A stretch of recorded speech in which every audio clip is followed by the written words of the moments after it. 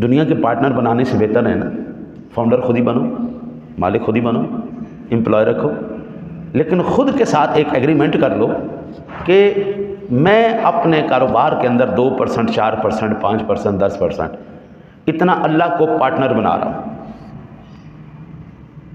मेरे पास कमाई आएगी 100 रुपया तो 10 रुपये, 5 रुपये, 5%, 2%, 1%, जो भी आपका दिल करता है। जिस आप मोहल्ले में रहते हैं ना जी, जिस इलाके में रहते हैं, जो आपके घर के सबसे ज़्यादा करीब मस्जिद है, अल्लाह को पार्टनर बना के वो जो हिस्सा आए उस मस्जिद में दे दो।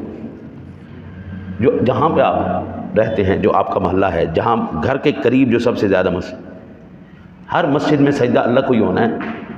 थोड़ा सा ज़हन को खुला करके आप ये लेके चलें। 1 साल के बाद फिर मुझे बताइएगा कि मैंने अल्लाह को पार्टनर बनाया था अपने कारोबार